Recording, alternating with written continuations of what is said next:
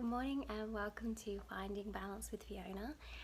And today's topic, I'm going to talk about what I did to change my eating habits and how I ate during my weight loss. I've had a lot of questions about my food and exercise. I will put up another video about exercise because it's completely different. I did take notes because I didn't want to forget anything that was important. So I basically made slow changes to my eating habits. It took me a long period of time and was really quite difficult and confusing at times as well. I started my journey not knowing anything about calories and completely nothing about protein, carbs, and fats.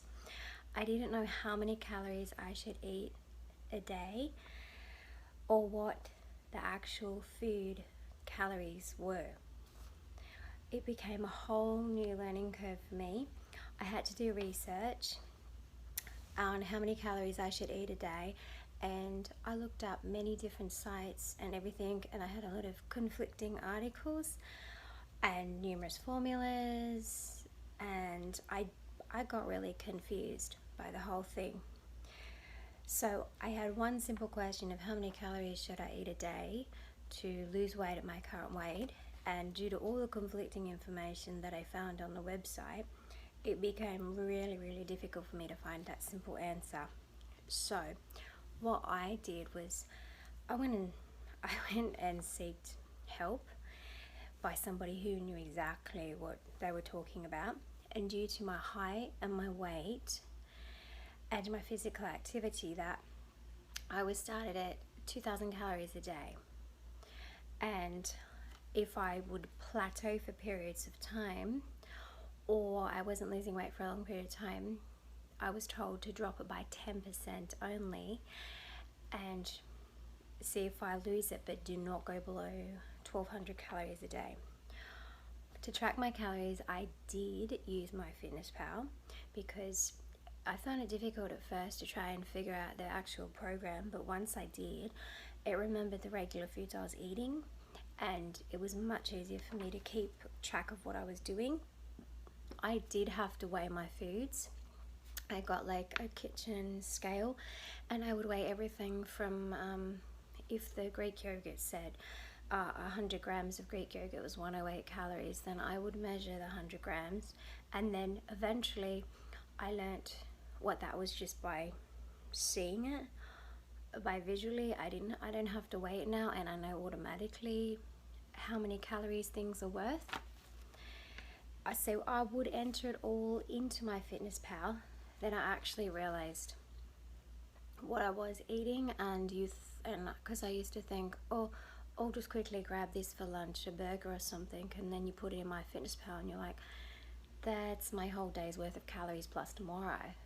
And that's when I realized, oh, I'm eating, some days I was probably honestly eating 5,000 to 6,000 calories, and I was only meant to be eating 2. And then other days you could honestly eat 8,000 calories and you wouldn't realize it. So it made you more accountable for what you were doing and actually realize what they are and what you're doing. So then I wanted to know more about protein, carbohydrates, and fat intake percentages, because that actually does show you that on MyFitnessPal too, and I got confused again about that. So therefore I went on just to the Google search and read so much and learned a lot about your macros, and it confused me a little bit more.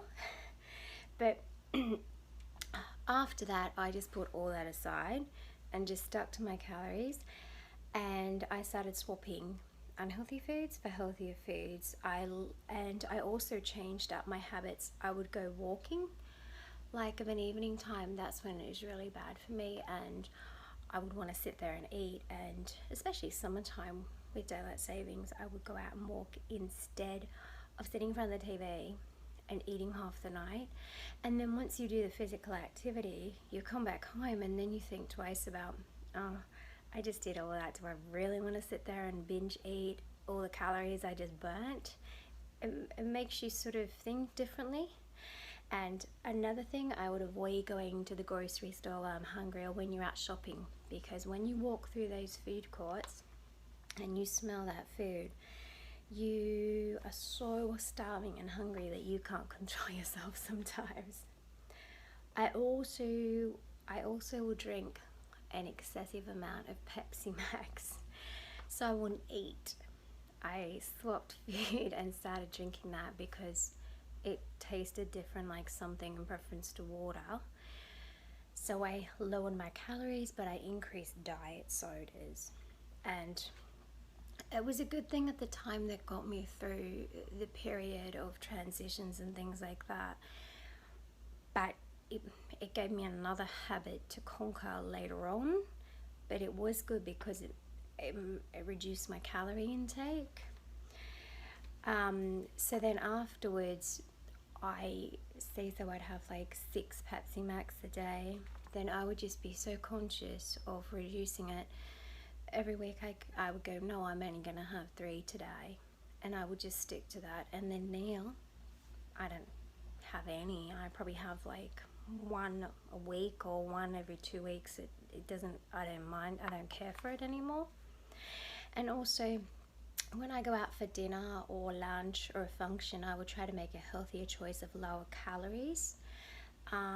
If I was going to a special occasion, like a wedding or a birthday or something like that, and I wanted to have the actual dinner, I would eat light during the day, really light during the day, even a few days before, eat a little bit lighter in my calories, so therefore I could go and sit down, have a beautiful, lovely dinner with family and friends, and it wouldn't make a difference to my weight at all.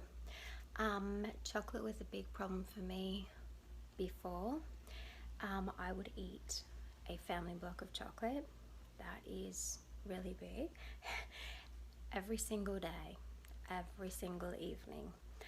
And sometimes if I would buy it during the day, I would eat 1 in the morning and 1 in the evening, and that's 500 grams of chocolate in your day. Whereas I try to just eat it of an evening, therefore I'd only eat 1, not 2 blocks. But it was really hard, and I had to try and get rid of it. It was more habits and cravings. So therefore, I know if I got through 3 days of not having a chocolate at all, it got really easy. It was like I was climbing up this really steep mountain, and I would struggle. And if I really desperately wanted it of an evening, I'm best just to go straight to bed and not think about it. Because I knew in the 3rd day, I wouldn't even think about it of the evening, and I just had to get past that. And I know that if I gave in and I had it, I would feel so frustrated and so guilty because I knew afterwards that I didn't really need it. So, and swapping foods for healthier choices that I would do. So I really just did a lot of fruits and vegetables. I have all types of meats and seafoods. I would have oats, buffalo bread, tortillas. I did Greek yogurts, low-fat yogurts, low-fat cottage cheese, low-fat cheese, skim milks. I really like almond milk, and I like to eat a lot of different kinds of nuts like almonds and cashews and macadamias and things like that. I would do just like when you make up meat and vegetables for night time, you can stir fry them together and put just low calorie sauces in, things like that. And then for like little treat days, I would do like homemade pizzas or homemade hamburgers. I even would incorporate like some oven baked fries if your children want to have like a hamburger and a couple of fries. And there they get like 6 ones you put in the oven and like a little hamburger, and it's like they've gone out and had like a takeout, but not really.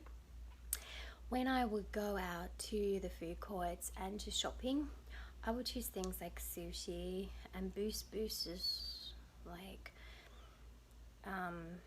they have like, it's like juices or protein shakes and things like that.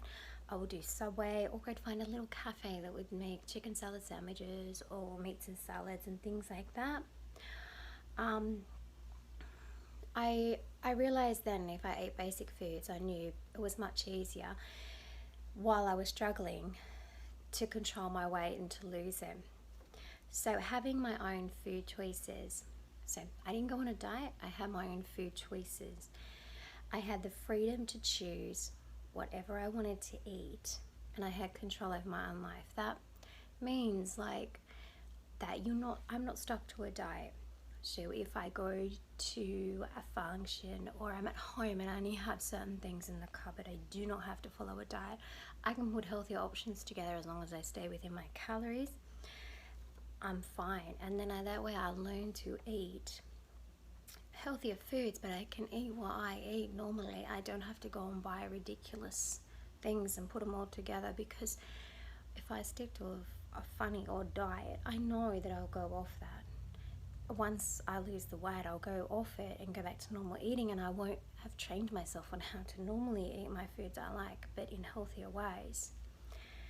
So that's what I liked about just being told a calorie set, and then I have to go and figure out how to fit what I want in those calories. So during the process, I also have learned about calories, how much foods are worth off the top of my head now, and portion sizes by sight, which makes life so much easier, but you learn it pretty quick. But now I'm lucky because I have my husband who prepares and cooks majority of our meals, so I never have to worry about healthy options or portion sizes or anything. Although once you do get into the healthy eating habits, it becomes your way of life. There's no diet and there's no restrictions, because we still incorporate all the fun little things just in smaller portions, and you will look so much better and feel so much better and have heaps more energy and motivation, and you will feel so much more positive about yourself. I hope that helped just a little bit, and I do have one on ways I change exercise, which I will put up hopefully very soon. But thank you so much for listening to me, and please subscribe.